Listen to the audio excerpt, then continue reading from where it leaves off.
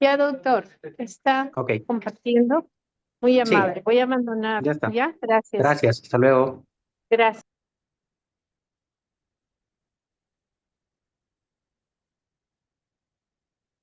Ya, chicos, buenas tardes. Primero, las disculpas del caso por la demora. Vamos a hablar hoy acerca de lo que es el mieloma múltiple y cómo es el manejo de esta patología, ¿ya? Primero, mencionarles pues que el mieloma es una neoplasia de células plasmáticas, ¿no? Que afecta básicamente a la médula ósea a través de una proliferación clonal. Y esta proliferación puede ocasionar a que pueda haber daño de órganos, ¿no? Como por ejemplo destrucción de hueso, puede haber falla renal aguda, puede haber también lo que es anemia, entre otras cosas más, ¿ya? Entonces, recordar aquí que las células plasmáticas son células o linfocitos B maduros que se encargan de formar inmunoglobulinas. Esas inmunoglobulinas en nuestro organismo pues cumplen la función de defensa, forman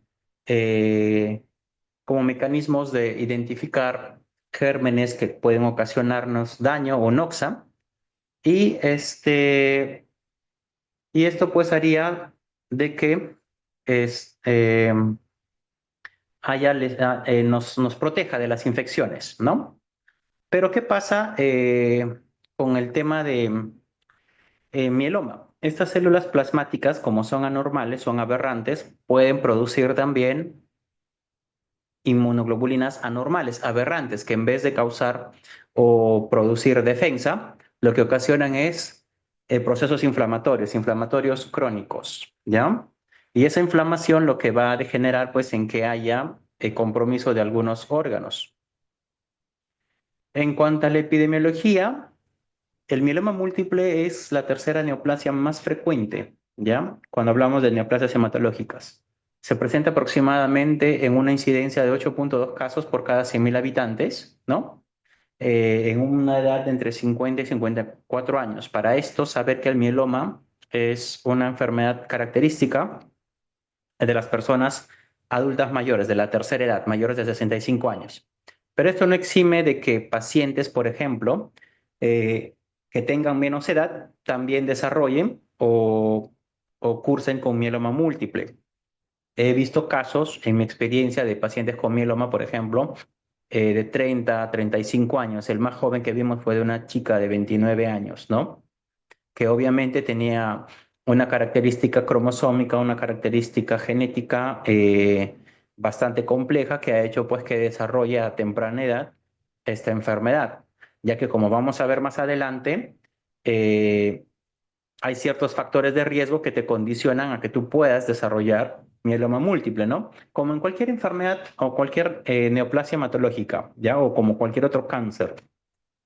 Exponerte a ciertos factores, como por ejemplo sustancias tóxicas, radiación, derivados de bencenos, hidrocarburos, ¿no? Pueden ocasionar a que el paciente desarrolle el mieloma múltiple, ¿ya? Entonces, personas que están expuestas a estos también pueden desarrollar mieloma. Es más frecuente en la raza negra, ¿ya? Que en la raza blanca y tiene una prevalencia bastante alta en la actualidad, ¿no? Más o menos estamos hablando de 34.290 casos, ¿no? Según reportes publicados para el año 2021, ¿sí? El mieloma es una enfermedad que no se cura. No existe hasta el momento una terapia, ¿no? Que logre curar de la enfermedad, que logre erradicar la enfermedad. Sin embargo, en la actualidad ya se está hablando acerca de lo que es una cura funcional. ¿Qué implica esto? De que tú puedas tener la enfermedad, sin embargo, no tengas manifestación de la misma. En otras palabras, para que se entienda así en términos simples, que la enfermedad esté dormida, ¿no? Y que se mantenga así por largos periodos de tiempo, que pueden abarcar inclusive hasta los 17 y 20 años, ¿no? ¿Esto cómo tiene implicancia? No sé cuál es su impacto. Por ejemplo, si un paciente tiene mieloma múltiple a la edad de los 65 años y si con una terapia efectiva podemos lograr la cura funcional, significa que hasta que cumpla los 80, el paciente se puede morir de cualquier cosa, pero menos de mieloma, que la enfermedad va a estar controlada, ¿no? Y obviamente si te da más edad, como por ejemplo entre 80 y 85 años, en las que casi el 50.6% de los pacientes por cada 100.000 habitantes lo presentan, ¿ya? O sea, pueden tener una gamapatía monoclonal. Significa, pues, que si le damos un tratamiento adecuado, el paciente puede vivir hasta los 100 años sin mieloma y puede fallecer, pues, de cualquier otra causa menos mieloma, ¿ya? Entonces, esto es algo importante, ¿no? En aquellos pacientes que son jóvenes, por ejemplo, a los que se hace el diagnóstico de mieloma a los 40 años, 45 años, los que tienen, por ejemplo, compromiso renal, compromiso óseo. Si logramos erradicar la enfermedad, esto puede ser reversible hasta cierto punto y el paciente pues, puede tener una vida plena, ¿no? Disfrutar de la vida pues sin la enfermedad de encima, ¿ya?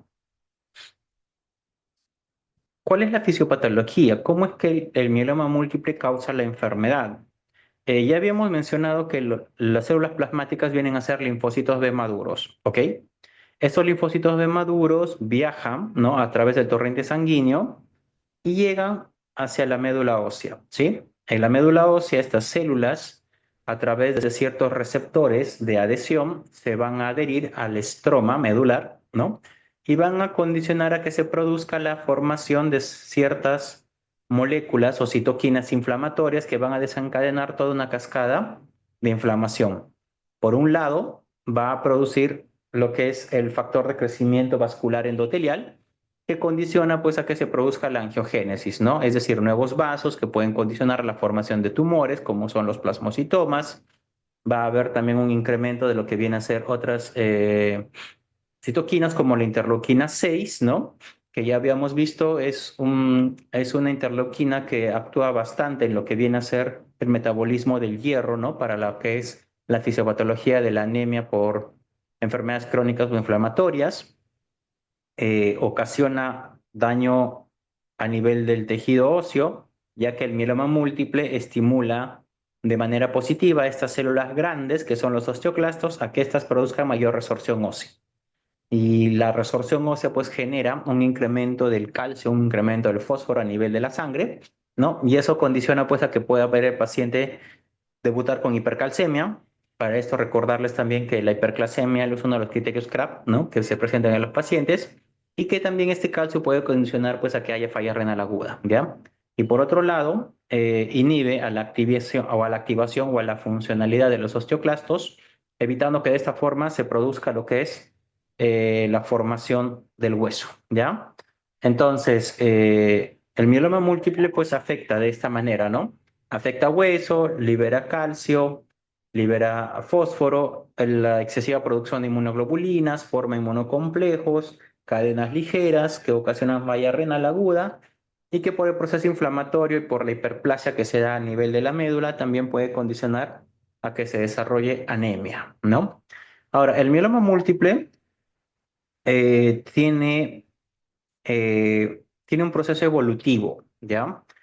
Se produce inicialmente como una gamapatía monoclonal de significado incierto, que lo que implica es que a cierta edad, mayores de 80 años, casi el 10% de los pacientes van a desarrollar inmunoglobulinas aberrantes que pueden condicionar a que desarrolles mieloma, ¿ya?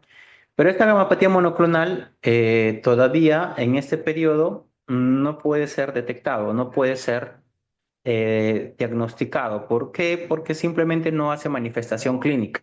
El hallazgo se hace a través de estudios de laboratorio de manera incidental en algún paciente que viene pues por otras causas, ¿no? O de repente por ahí tiene una anemia, ya a alguien se le ocurre estudiarle a través de, o que vea por ahí cierta inversión en albuminoglobulina, ¿no? Y empiezan a hacer los estudios para descarte de mieloma y encuentran pues algunos hallazgos positivos, pero que todavía no concluyen como mieloma. Después esto sí puede pasar a una etapa en la que cumple criterios de laboratorio, ¿no? Pero no hace manifestación clínica. A esto se le conoce como mieloma múltiple smoldering o mieloma múltiple quiescente, ¿ya? El asintomático. Y ya después de un tiempo puede evolucionar al mieloma múltiple establecido, ¿no? Es aquel que ya tiene los hallazgos de laboratorio positivos y tiene además manifestación clínica, es decir, ya tiene los signos y síntomas del mieloma múltiple. ¿Y cuáles son esos síntomas? El 70% de los casos, o casi el 80%, viene por esto, por dolor óseo. Y el dolor óseo generalmente es a nivel lumbar. Puede ser en cualquier otro hueso del eje axial. Por ejemplo, puede haber dolor en la parrilla costal, puede haber dolor a nivel esternal, puede haber dolor de cadera, ¿no? O a nivel del extremo proximal de la articulación o del fémur, perdón, ¿no? Pero básicamente se da el dolor de hueso. ¿Esto por qué? Porque se está produciendo lo que es la destrucción del hueso, la lisis, ¿sí? Que se traduce en dolor, ¿ya? Y a esto se le acompaña la presencia de anemia. Es una anemia crónica. Es un paciente típico, por ejemplo, de mieloma te viene, ¿no? Con dolor óseo crónico de larga data que no responde adecuadamente a la terapia analgésica y que se asocia de manera también incidental a diferentes niveles de hemoglobina baja, ¿no? O sea, anemia. Imagínate que es un paciente de 50 años que empieza a tener dolor lumbar, pero que no se explica por algo mecánico o por algún traumatismo y que en los exámenes de laboratorio él usualmente manejaba hemoglobinas de 15, pero al hacer los exámenes ven que tiene una hemoglobina de 12. Entonces, para él, eso ya es anemia, ¿no? A pesar de que de repente por ahí los valores podríamos pensar nosotros que está bien, o inclusive solamente con 13 de hemoglobina, si él mantenía una hemoglobina de 16, 15, ya eso es anemia, ¿ya? No necesariamente que esté por debajo de 12 gramos por decilitro, ¿no? Que es la definición que nosotros conocemos ampliamente. Un 19 a 20% de los casos suele debutar con enfermedad renal, con síntomas de falla renal, edemas, orina espumosa, oliguria, la piel se empieza a formar, ¿no? A tener una coloración un tanto terrosa, ¿no? Y que cuando hacemos los hallazgos o los estudios de laboratorio, vemos que la creatinina está en más de 2, el ácido úrico en 60, 70, más del rango normal, ¿no? Y esto básicamente es la triada, ¿no? Con la que un paciente con mieloma suele debutar. Ahora, obviamente que también hay casos atípicos, ¿eh? En las que solamente el paciente viene porque de repente por ahí hizo un mal movimiento, se fracturó, ¿no? O de repente viene por síntomas de infección, ya que el mieloma múltiple, como les mencionaba, produce inmunoglobulinas que no ocasionan defensa, que no condicionan defensa, por lo que el paciente está en un proceso de hipogamaglobulinemia y es susceptible a sufrir cuadros infecciosos, ¿ya? Entonces también puede venir por infecciones respiratorias, gastrointestinales, renales, etcétera, ¿ya? Ahora, estos pacientes también suelen presentar o debutar con tumores, ¿no? Que pueden estar asociados al tejido óseo o pueden ser tumores también que están asociados a tejido blando, ¿ya? A estos nosotros los conocemos como los plasmocitomas. Los plasmocitomas pues, pueden ser óseos, paraóseos o extramedulares, ¿sí? Que son una manifestación tumoral del mieloma múltiple. Entonces, a veces el paciente solamente te viene con un solo plasmocitoma. En ese caso se le considera como plasmocitoma solitario y solo se da como tratamiento radioterapia porque todavía no ha desarrollado mieloma. Para que sea mieloma, tiene que tener algunos de los criterios CRAP y los exámenes de laboratorio, ¿no? Positivos para mieloma. Criterios CRAP, como lo vamos a ver enseguida, es hipercalcemia, ¿no? Falla renal aguda, anemia y que tenga lesiones líticas, ¿ya? Lo que se manifiesta, pues, en la parte clínica. Ah, se hemos adelantado mucho. Acá también se hemos adelantado mucho. Ya, entonces, los criterios diagnósticos son estos, ¿no? Como les mencionaba, tenga criterios CRAP, cualquiera de estos, más estos exámenes de laboratorio que estén positivos, es decir, que haya una proteína monoclonal que esté típicamente presente independientemente del valor en gramos por decilitros, usualmente es más de 3 gramos, que haya una plasmocitosis de células B en más del 10% y que éstas sean clonales, es decir, que a este marcador sean positivos, o que a nivel de orina tenga pues una proteinuria más de 500 miligramos en 24 horas, ¿no? O los hallazgos de hipercalcemia, falla renal, lesiones líticas que observemos a nivel de un estudio de imagen, o que tenga más de 60% de células plasmáticas. Esto por sí solo ya es un marcador de mieloma. No hay otra condición clínica o hematológica que te dé tanta plasmocitosis, ¿ya? Solo el mieloma te puede dar esa cantidad de plasmocitosis. ¿Qué otras enfermedades te pueden dar plasmocitosis? Pues las infecciones, ¿no? Como el HIV, incluso el linfoma, que es una neoplasia hematológica también, te puede dar plasmocitosis. La anemia plásica también te puede dar plasmocitosis. La tuberculosis te puede dar plasmocitosis, entonces esto también puede ser como una especie de reactividad. Ahora, el algoritmo diagnóstico, pues el paciente tiene que manifestar uno de estos síntomas, ¿no? Para nosotros poder decir que tiene mieloma, que encontremos estos hallazgos en laboratorio, para esto hacemos estos exámenes, ¿no? Un hemograma completo, un panel bioquímico, electroforesis de proteína, dosaje de cadenas ligeras, electroforesis en proteína 24 horas, y esto último que viene a ser la beta 2 microglobulina, albúmina y la lactato. Usualmente más que para diagnóstico, lo pedimos en el caso de los mielomas para hacer estadiaje, ¿ya? Porque dependiendo del estadiaje, nosotros vamos a plantear cuál va a ser el tratamiento adecuado. Y para ver alguna lesión de hueso, anteriormente se pedía lo que es un survey óseo, ¿no? Que es como una radiografía del cuerpo completo.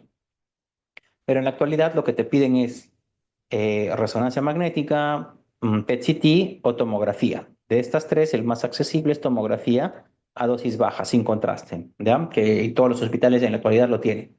Pero a veces no todos los hospitales tienen resonancia o no todos los hospitales tienen PET-CT. Entonces, por ahí lo que es más accesible es la tomografía más que el survey óseo, ¿ya? Algunos colegas a veces todavía piden el survey óseo, ¿no? Porque sí, tiene cierta sensibilidad en ciertas áreas, como por ejemplo la región de la calota, para que tú puedas encontrar lesiones líticas. Pero si tú quieres estudiar lesiones líticas, por ejemplo, en columna, en huesos coxales o en el tarso proximal del fémur, ¿no? No tiene mucha sensibilidad. Ahí lo recomendable es pues que sea un PET-CT, una resonancia o por último ya una tomografía, ¿no? Esto igualito, ¿no? Donde están cuáles son los exámenes que hay que hacerse, ¿ya? Igualito también aquí algunos exámenes más, como por ejemplo descartar infecciones por hepatitis B, C, ¿no? Y otros exámenes más, ¿ya? Ahora, parte del screening del estudio que se hace es pues aspirado de médula ósea, ¿no? Que es un procedimiento en la que nosotros tomamos una muestra de sangre, ¿no? Del huesito de la cadera, esa muestra de sangre le hacemos un extendido en la que vemos células plasmáticas y también hacemos un estudio de biopsia de hueso para lo que es hacer inmunistoquímica y en base a esto podamos hacer el diagnóstico del mieloma. Dentro de los estudios de imagen, como ya les he mencionado, esto es lo que se hacía anteriormente, pero la sensibilidad es bastante baja. Solo es bastante sensible, sí, cuando quieres ver lesiones líticas, ¿no? En la cabeza, como lo que son los acabocados o sal y pimienta. Pero los exámenes más actuales son estos de aquí, ¿ya? Resonancia magnética, PET-CT, la tomografía, ¿sí? Esos exámenes. Idealmente debería ser cualquiera de estos dos, o el PET o la resonancia. Pero el problema también del PET es que, si bien es cierto, te indica exactamente en dónde está la actividad metabólica tumoral, el hacer el examen es un poquito complejo. Requiere de que el paciente esté por lo menos una hora, hora y media en el tomógrafo y estar pues una hora, hora y media en un espacio pequeño, limitado. A veces genera incomodidad, ¿no? Disconfort, y si es un paciente, por ejemplo, claustrofóbico, bastante difícil es hacer este procedimiento, ¿no? Pero sí tiene una sensibilidad bastante buena. La resonancia, igualito, la limitante también es el tiempo. Acá todavía el tiempo es mucho mayor, ya que como son en dos fases, el tiempo en el que el paciente esté en el procedimiento también puede ser incómodo, tiene que estar inmóvil. E imagínense ustedes estar inmóvil una hora, es casi difícil, ¿no? Entonces, por ahí como que se limita también esos estudios, pero eso no quita de que no deba hacerse, ¿no? Puedes manejar al paciente de diversas formas para que puedas tú este, hacer que el paciente pues se haga ese examen. Aquí están los estudios de imagen, un cuadro comparativo respecto a esto y su utilidad. Este es el proteinograma electroforético, ¿no? El proteinograma electroforético lo que te evalúa es la presencia en el plasma de estas proteínas, albúmina globulinas. Recuerden que la albúmina es la que representa casi 2/3 del total de proteínas. Y dentro de las globulinas tienes pues no a las proteínas que están en los segmentos alfa, beta y gamma. En el segmento gamma es donde están las inmunoglobulinas aberrantes, por eso se les llama gamopatías, y se expresa de esta forma, ¿no? Un proteinograma electroforético es coger todas las proteínas que tú tienes en sangre, incluido la albúmina, lo colocas en un medio gelificado y le pasas una corriente eléctrica, ¿no? Para que se entienda.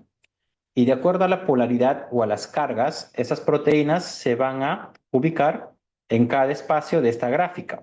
Evidentemente que va a haber un pico mayor que corresponde a la albúmina porque es la proteína que está en más abundancia. Y en las otras áreas pues van a estar las otras proteínas del suero, como por ejemplo la procalcitonina, la DHL, ferritina, aptoglobina, la PCR, encuentras las glicoproteínas, etcétera. O sea, todas las proteínas que tú puedes encontrar en suero, ¿ya? Las que sueles dosar pues cuando quieres hacer un examen médico. ¿Y qué pasa? Incluso también inmunoglobulinas, ¿no? Entonces, ¿qué pasa en el mieloma? Que en el segmento gamma, ¿no? Como hay proteínas del tipo inmunoglobulinas anormales, se forma como que un segundo pico, ¿no? Y esto te está diciendo que hay una cantidad de proteínas anormales que probablemente sean clonales y que tienes que hacerle un estudio más específico, que es la inmunofijación, para que puedas determinar si estas proteínas son definitivamente anormales o no, ¿ya? Este es un gráfico típico de un paciente con mieloma, ¿ven? En donde se ven dos picos, un pico de la albúmina y un pico M, este es el pico M de la proteína monoclonal anormal. A veces este pico puede ser muy superior a la albúmina, por ejemplo, ¿eh? Puedes tener un pico de 9 gramos, 10 gramos, etcétera, ¿ya? El estadiaje es importante para nosotros porque nos permite poder plantear qué terapia le vas a dar. El estadiaje te permite evaluar la sobrevida que tiene el paciente, ¿no? En base a los hallazgos de laboratorio. Por ejemplo, si un paciente tiene un ISS de estadio 1, la sobrevida a los 5 años, ¿no? Con la enfermedad encima es del 77%. Pero imagínate que es un paciente que está en un estadio 3.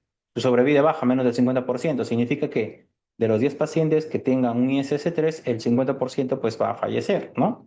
El otro 50% vivirá, pero con complicaciones. Entonces, esto es importante ¿para qué? Para que podamos optimizar terapias.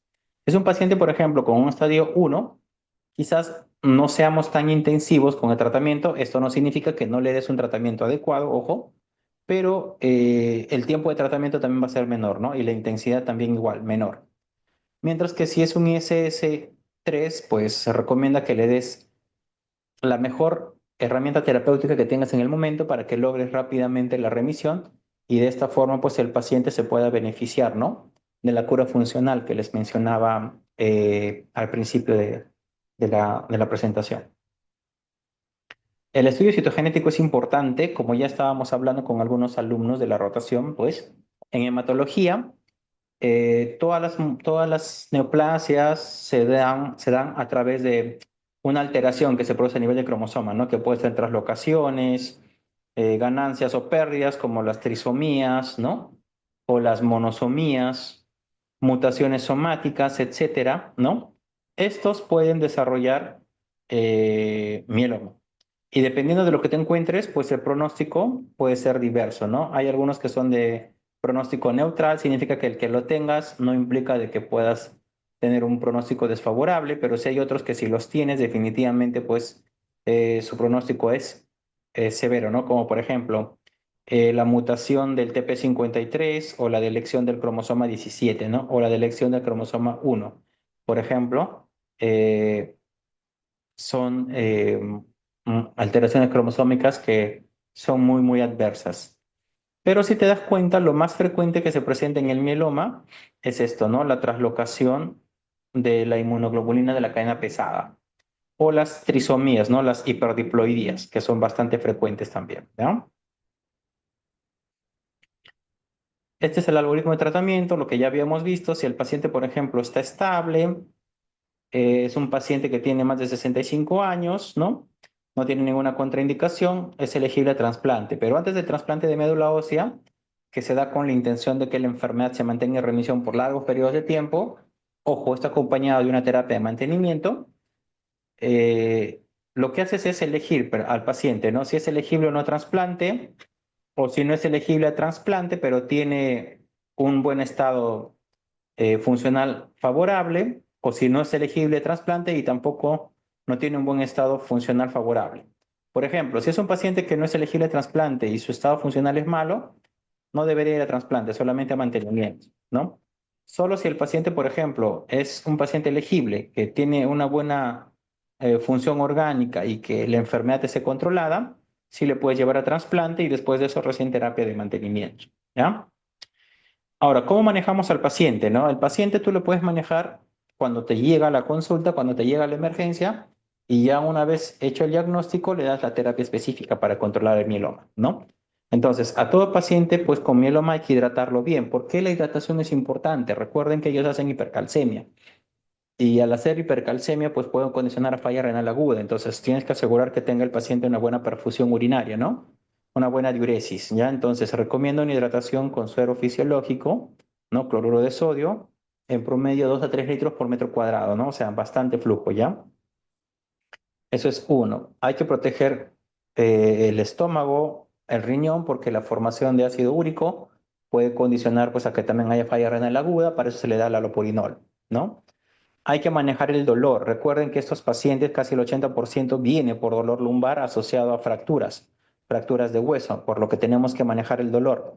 Y usualmente estos pacientes ya vienen usando otros tipos de medicamentos, ¿no? Como por ejemplo, este, ibuprofeno, naproxeno, paracetamol, incluso llegan a tramadol y no les hace efectivo. Entonces tienes que darle ya pues otro tipo de tratamientos como por ejemplo la petidina, morfina, ¿no? Etcétera, ¿ya? Como vienen con diferentes grados de anemia, dependiendo del valor y dependiendo de las características, si el paciente está o no inestable, puedes dar soporte transfusional, ¿ya? Más que todo de paquete globular, ¿sí? Eso es lo importante. Y como tienen ciertos estados de hipogamaglobulinemia, este, hay que dar también tratamiento antibiótico si es que lo amerita o aislarlo para evitar infecciones intrahospitalarias, ¿no? Recuerda que un paciente cuando está hospitalizado tiene alto riesgo de hacer infecciones, ¿no? Infecciones urinarias, neumonías. Monitoreo de los electrolitos, ¿no? Ya, monitoreo de las funciones vitales y terapia anticoagulante. ¿Por qué la terapia anticoagulante? La hipergamaglobulinemia, o sea, el incremento de inmunoglobulinas patógenas aumenta la viscosidad sérica y en ciertos grados puede formar inmunocomplejos, lo que condiciona a que también se pueda activar la cascada de la coagulación. Todo tumor, toda neoplasia, recuerden, tiene células tumorales que libera partículas que secretan factor tisular, lo que puede condicionar a que se desarrolle pues trombosis, ¿ya? Entonces por eso hay que dar terapia anticoagulante como profilaxis. El manejo de la anemia, como les mencioné, va a depender mucho del valor de hemoglobina y del estado en el cual se encuentra el paciente. Si el paciente, por ejemplo, tiene una hemoglobina menos de 12, pero más de 8 y el paciente está asintomático, lo que se hace es observación, ¿no? Observación y hacer hemogramas o recuento de hemoglobina hematócrito seriado, ¿ya? Ahora, si es un paciente definitivamente que está sintomático, no tiene una anemia sintomática, pues no vas a esperar estudiarlo, tienes que darle ya transfusiones, ¿no? Transfusiones. Si es un paciente, por ejemplo, que tiene alto riesgo, que por ahí de repente ha recibido alguna quimioterapia, radiación, ¿no? O que tenga alguna comorbilidad, como por ejemplo sea cardiópata, tienes que considerar transfundirle, porque los cardiópatas usualmente con niveles bajos de hemoglobina son tan sensibles de que pueden tener problemas cardíacos, pues pueden entrar inclusive a shock cardiogénico asociado a shock hipovolémico, ¿ya?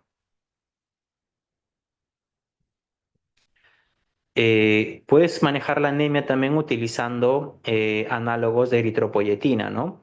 Esto siempre y cuando el paciente pues tenga mieloma múltiple asociado a falla renal, pues, ¿no? ¿Ya?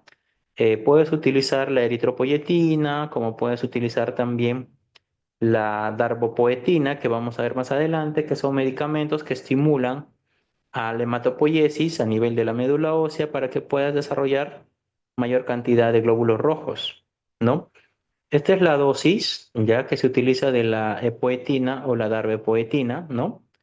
Y también inclusive puedes utilizar el hierro siempre y cuando se cumplan ciertos criterios, ¿ya? Recuerda que la anemia que se produce en el mieloma es una anemia del tipo inflamatoria, ¿ok? En el tipo inflamatoria, en donde vas a ver que los niveles de ferritina pueden estar altos, ¿sí? Entonces, tienes que considerar ahí cómo están los niveles de la saturación de transferrina. Si los niveles de saturación de transferrina, ¿no? Están por debajo de 50, ¿ya? Pero tienes al paciente que tiene anemia, puedes considerar el usar eh, suplementos de hierro endovenoso asociados a eritropoyetina, ¿ok? ¿Ya? Pero si ves un paciente, por ejemplo, que tiene niveles de hierro bien altos, ¿no? Entre 500 y 800, pues, ¿para qué vas a utilizar hierro? Ya no lo necesitas. Solamente sería ahí utilizar eritropoyetina, ¿ya? A ver.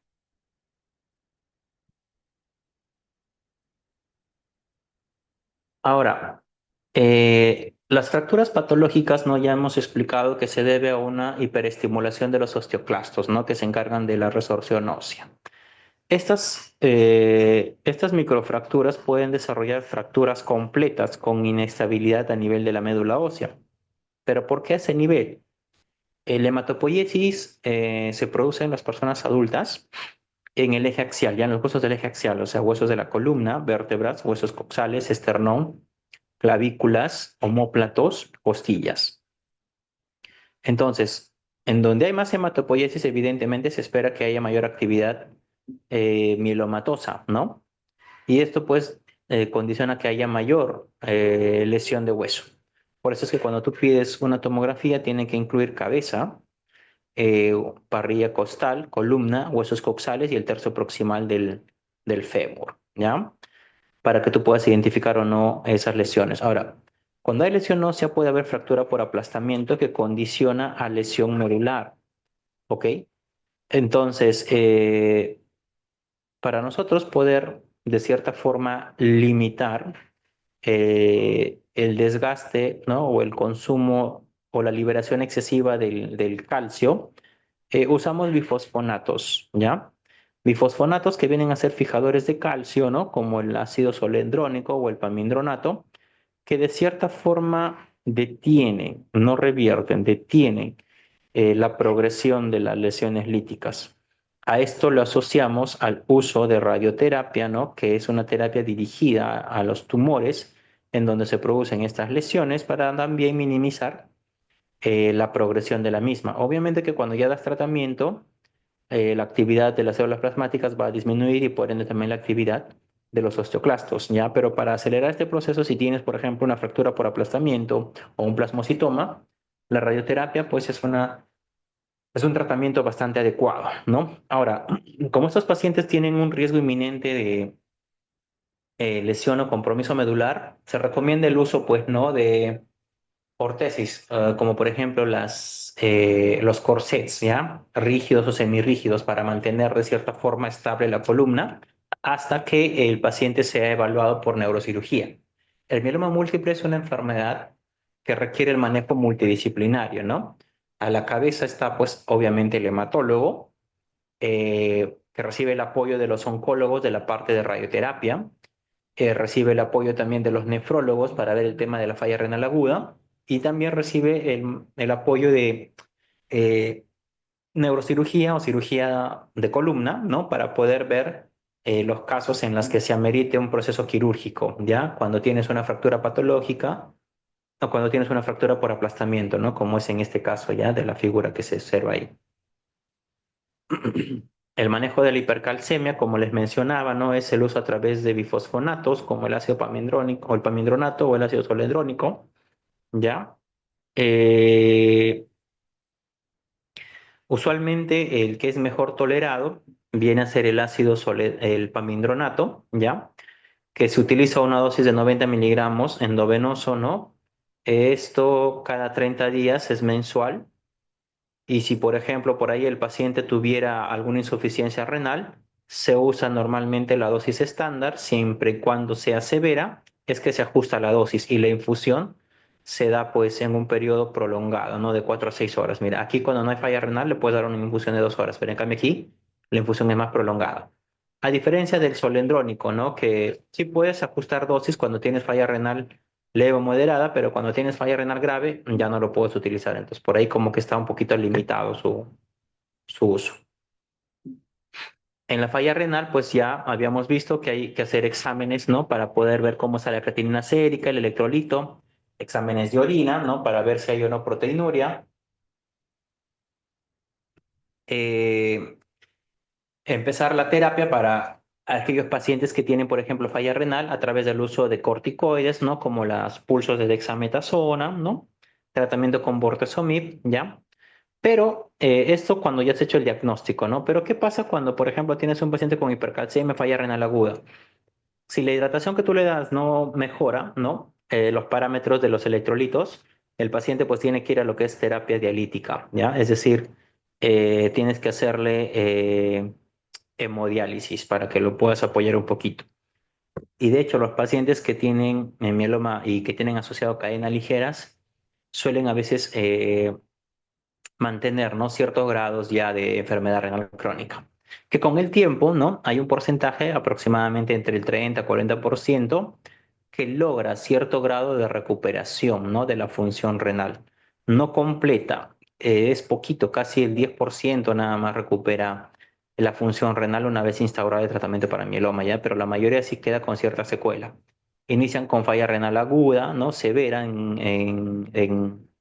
de quinto grado, que requiere hemodiálisis, pero ya con la terapia, el tratamiento, el paciente va mejorando la función renal. Si bien es cierto, la creatinina se mantiene todavía en rango de 2, 3, 3,5, pero ya el paciente puede hacer diuresis y ya no necesita inclusive de terapia de diálisis, ¿ya? Entonces, es importante también en el mieloma para poder lograr eso, ¿no? Evitar las complicaciones, darle un tratamiento oportuno, ¿ya?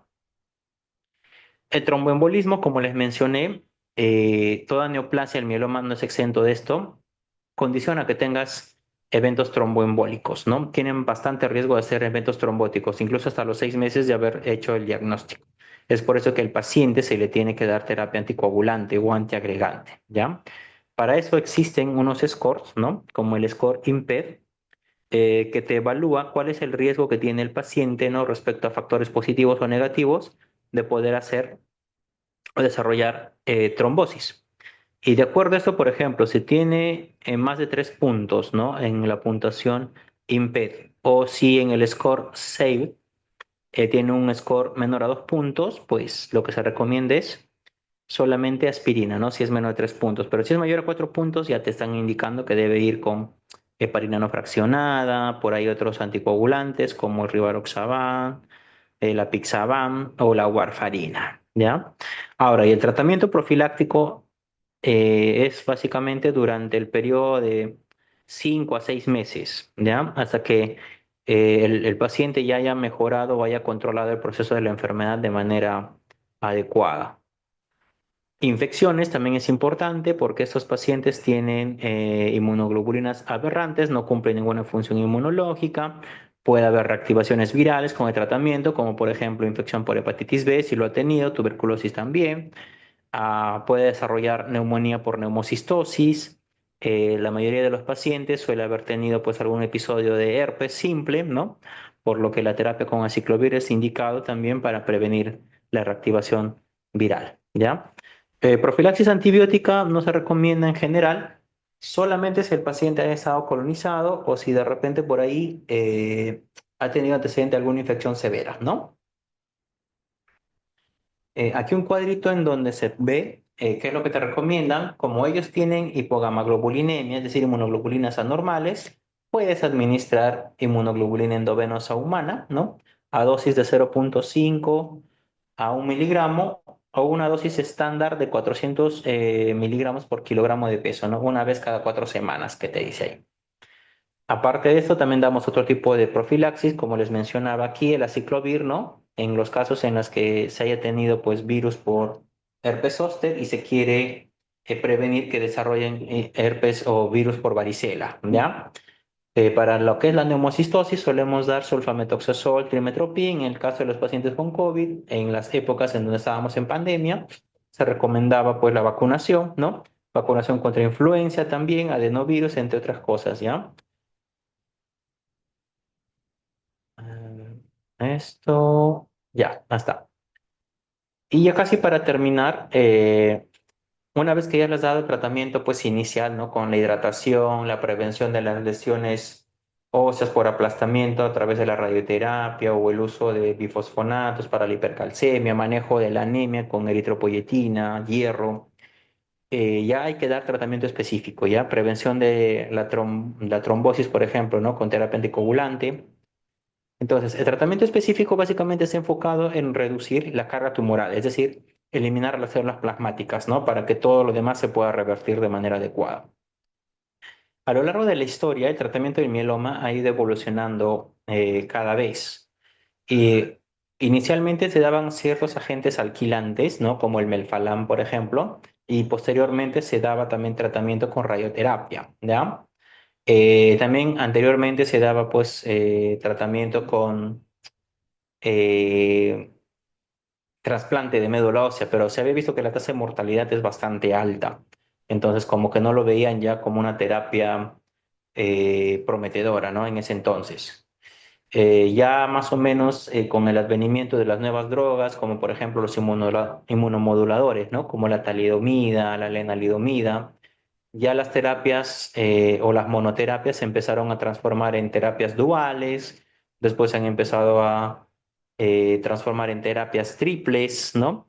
Y en la actualidad ya se está dando terapias cuádruples, ¿ya? Todos los congresos, todos los estudios de mieloma ya están proponiendo dar terapias cuádruples porque se ha visto que mejora de manera muy, muy, muy favorable lo que es la sobrevida global y la sobrevida libre de enfermedad, ¿ya? Recuerden que el mieloma no se cura, pero sí puede llegar a una cura funcional. Entonces, lo que se estila actualmente es que se dé una terapia combinada con cuatro drogas, ¿no? Que es un inhibidor de proteasoma, un inmunomodulador, anticuerpos monoclonales, ¿no? Y también aquí hay que agregar la terapia corticoide, ¿ya? Que a pesar de ser una terapia bastante antigua, todavía sigue siendo un pilar importante en el tratamiento del mieloma múltiple. Y obviamente que el trasplante de médula ósea es una terapia que nosotros le damos ya como consolidación. ¿Qué quiere decir? Que con la quimio estándar, después de 4 ciclos o 6 ciclos, hemos logrado una respuesta favorable. Con el trasplante, esa respuesta la vamos a mantener o mejorar mucho más todavía a lo largo del tiempo, ¿ya? A través de una terapia de mantenimiento post-trasplante, ¿no? Que sí se puede lograr, ¿eh? Sí se puede dar. No es, ahora el mieloma se trata mucho mejor a comparación de unas décadas atrás. Entonces, este es el primer medicamento que se utilizaba, ¿no? El melfalán o la ciclofosfamida, pero en la actualidad ya utilizamos la dexametasona. El melfalán se dejó de usar porque, aparte eh, de eliminar las células plasmáticas anormales, causaba también, mira, mucha inmunosupresión, infecciones, mucositis, que condicionaba que el paciente pues la pase mal, ¿ya?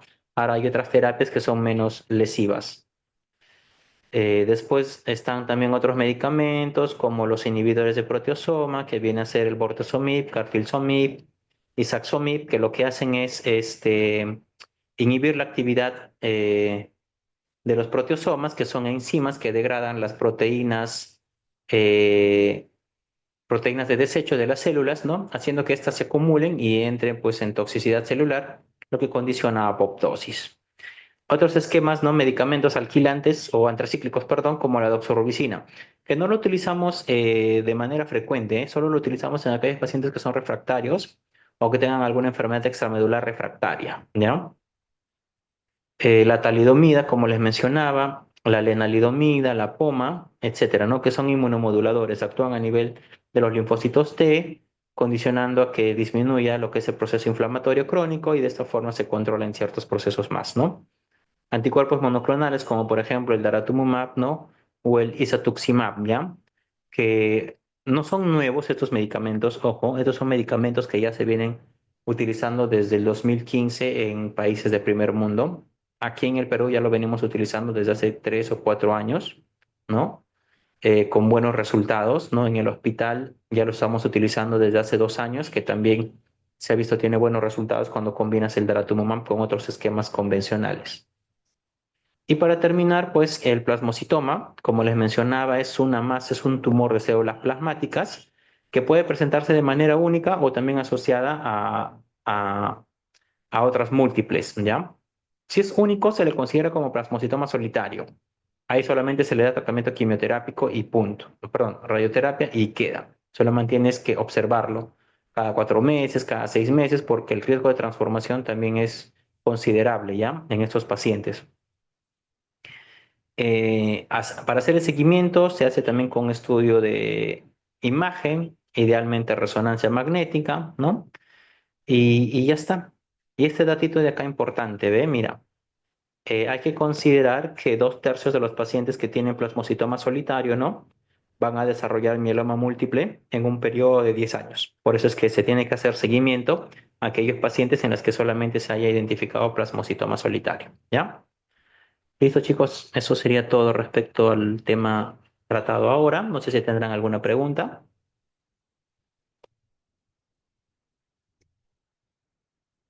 Todo claro, doctor. Gracias. ¿Todo está claro? Listo, chicos, entonces ya nos vemos. Cuídense, que tengan buen día. Gracias, doctor. Gracias, doctor.